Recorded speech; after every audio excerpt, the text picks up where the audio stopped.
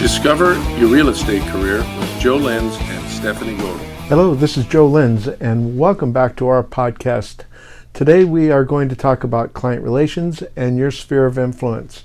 You know, for those of you who know me, I'm not a big baseball guy, but still I enjoy the game. And there's a good quote about from a guy by the name of Joe Torre. He was a really top-notch manager. And he said, whatever your job is, consistency is the hallmark. It's much more important than doing something spectacular just once. Do your job consistently and you will be considered good.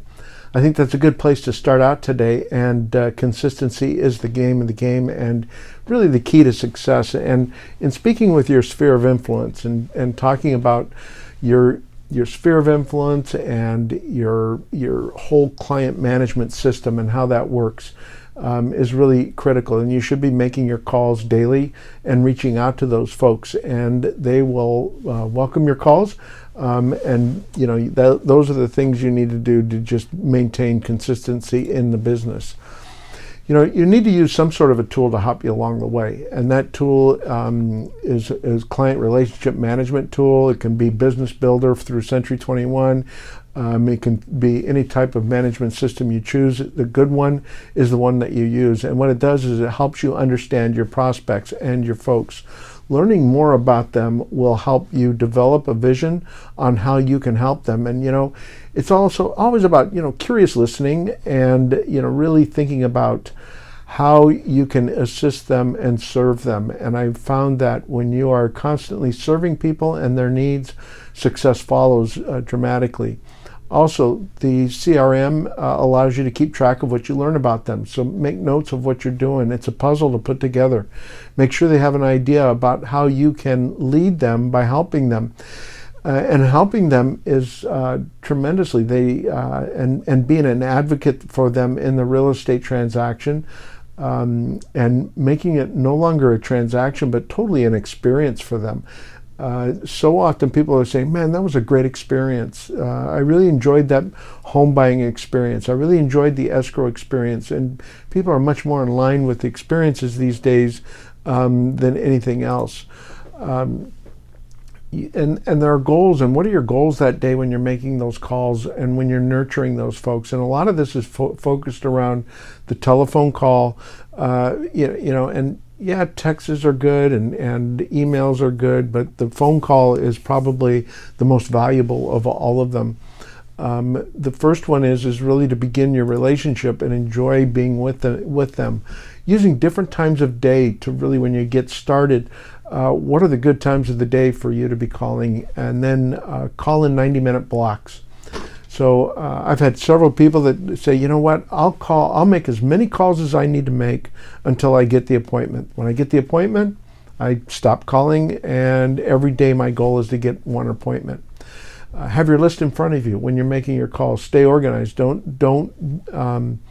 Don't be distracted by, in between calls by trying to find the next call you're going to make and who it's going to be.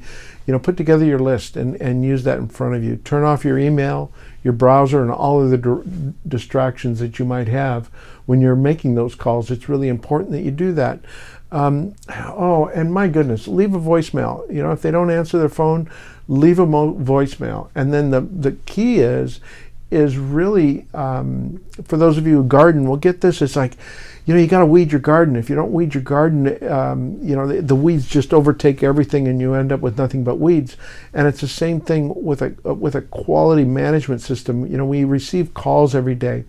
And the biggest mistake most people make is not answering their phone. And yeah, it might be someone doing what you're doing, which is making their calls. You can always learn from that, but are they able to provide a referral to you?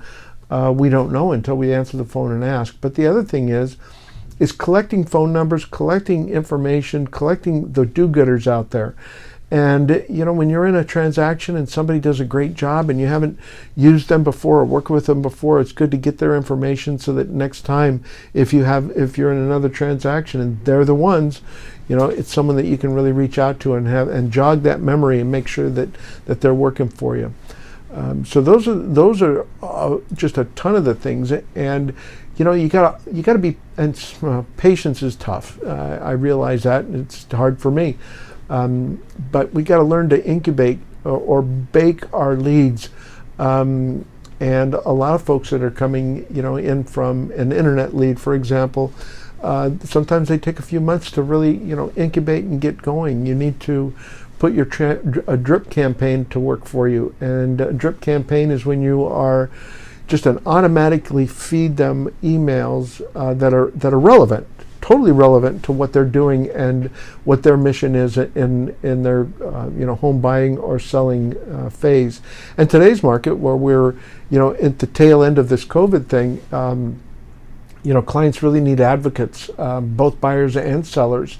It's a challenge to find them that home, but our life is full of challenges, and the things that we put into our head, and able to make those calls and be persistent, and and again, that word patience, waiting for that right property to come aboard, or going out and looking at the property. I've got one agent who's been looking for a specific property in a specific area, and she hasn't found it yet. And it's been going on for about 6-8 weeks now.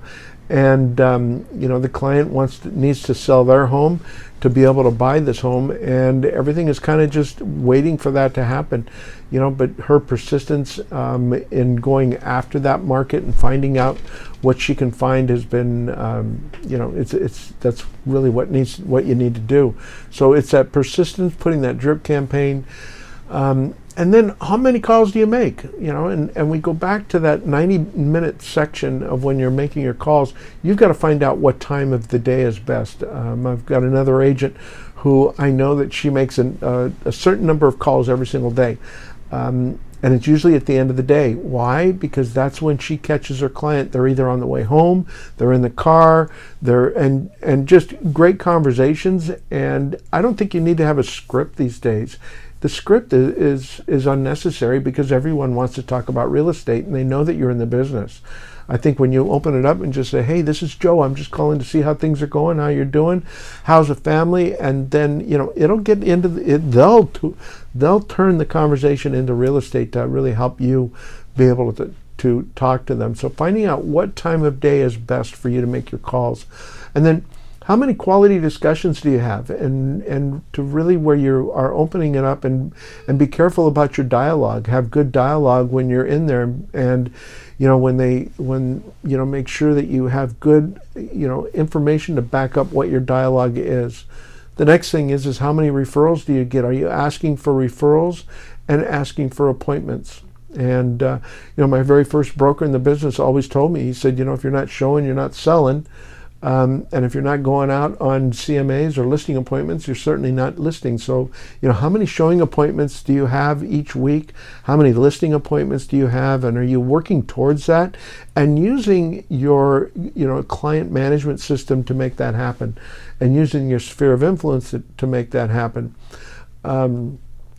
Another agent, when she just got started in the business, she would always be nervous about making those calls, and she would always call her grandma, and and grandmas always make you feel good, right?